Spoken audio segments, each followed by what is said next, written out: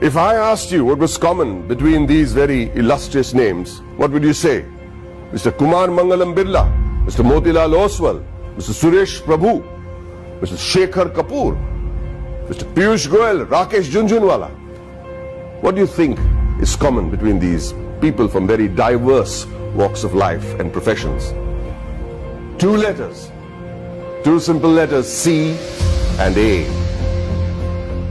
Two letters so powerful that if you join them and put them before a name, it not only becomes a professional qualification, but it represents willpower, dedication, intelligence, and the ability to march on come what may.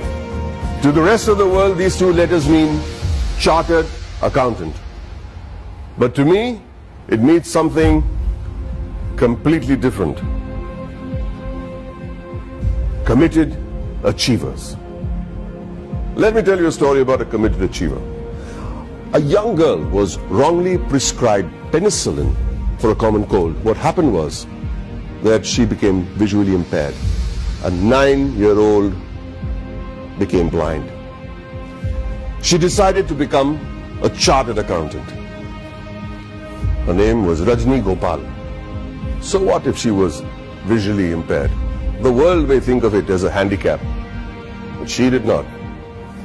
In another story, the daughter of a man who sold coffee outside Borivali railway station on a bicycle decides to learn English in the 7th standard. And she fails. Tries again, fails again.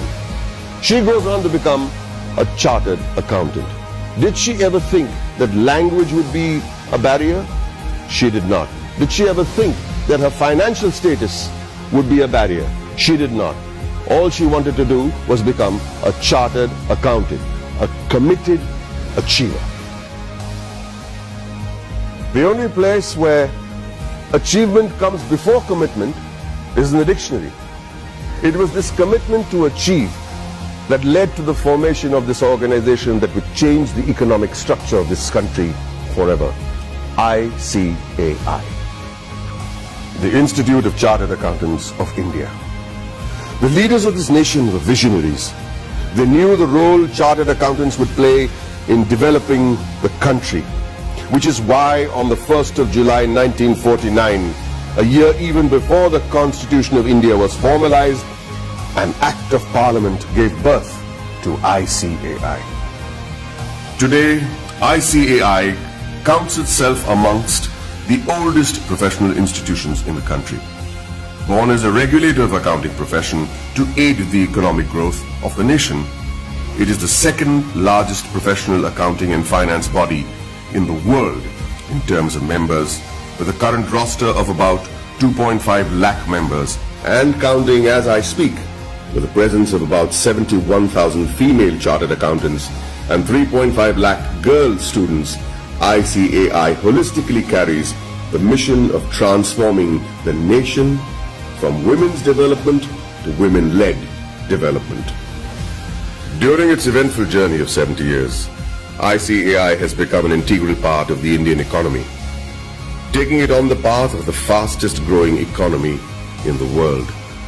With its emphasis on financial reform, ICAI radiates with shining milestones that stand as the acknowledged cornerstone of India's economic growth.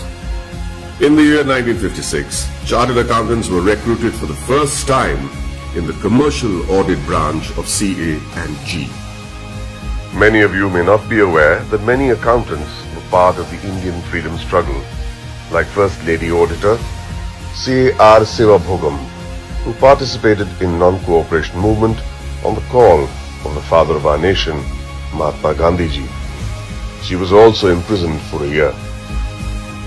Recognizing ICAI's strong regulatory framework, the High Courts acknowledged Council's strict disciplinary mechanisms in 1961. In 1964, the Council of the ICAI submitted its pre-budget memorandum for the first time. The memorandum contained useful suggestions for reorientation of taxation policies and procedures to the Finance Ministry. The process was so helpful that it is being practiced ever since.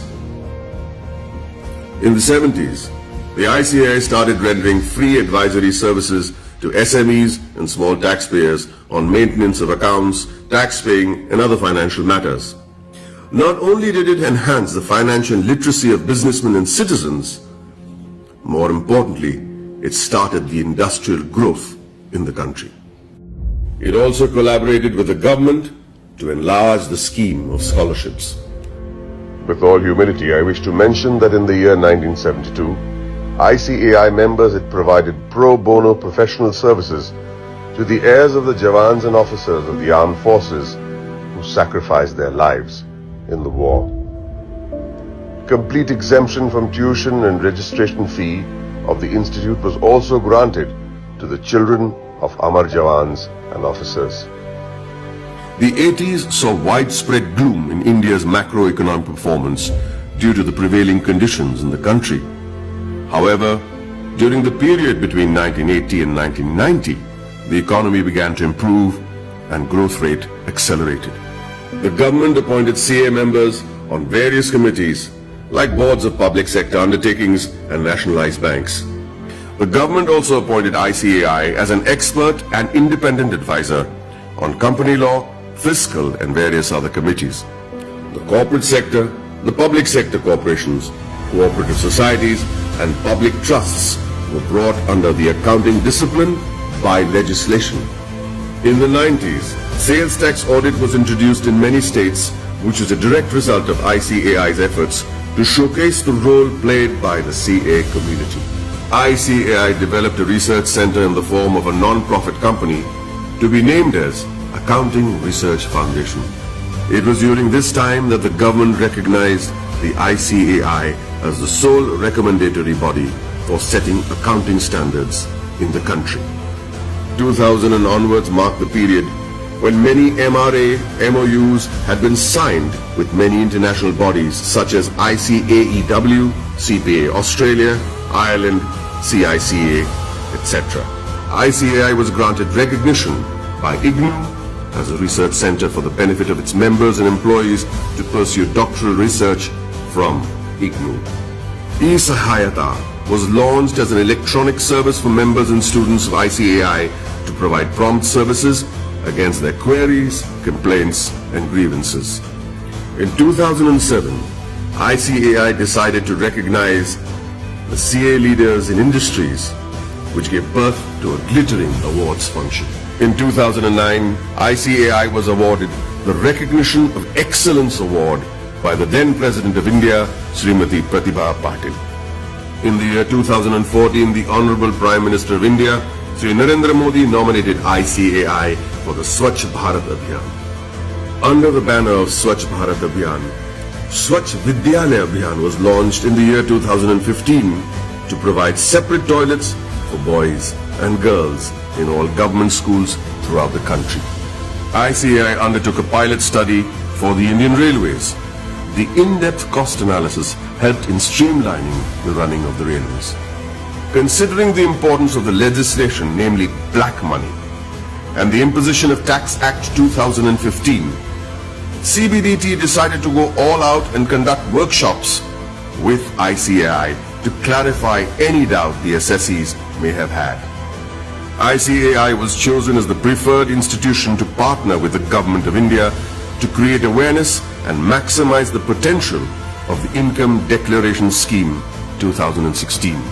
ICAI, jointly with the Ministry of Finance and the Ministry of Commerce and Industry, organized events at more than 470 locations across the country. It was attended by more than 42,000 citizens, including chartered accountants, company secretaries, advocates, and members from trade and industry. ICAI's contribution to the scheme was acknowledged by Shri Arun Jaitley, Honorable Minister of Finance and Corporate Affairs. For the benefit of its members, ICAI established the Indian Institute of Insolvency Professionals of ICAI.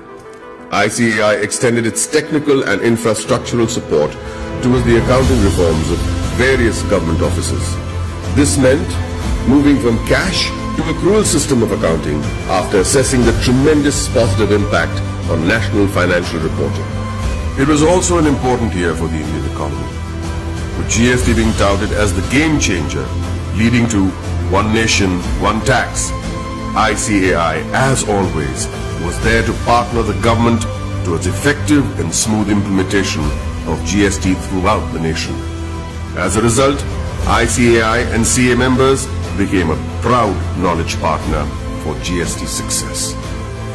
For a clearer understanding of GST, ICAI carried out more than 3,000 programs benefiting more than 2.5 lakh participants.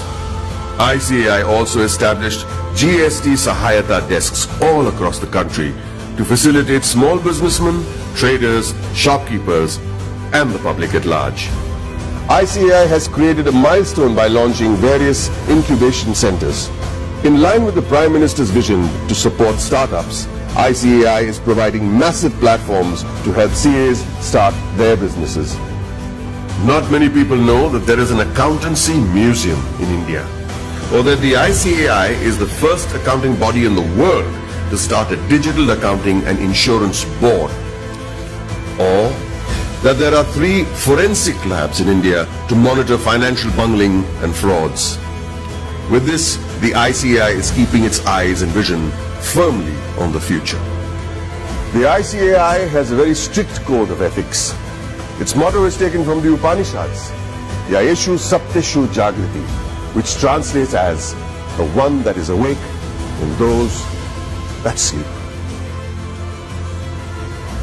Here's to the guardians who stayed awake and protected us while the rest of us slept. I'd like to salute this institute for the work it has done in the past 7 decades and wish them the very best in the years to come.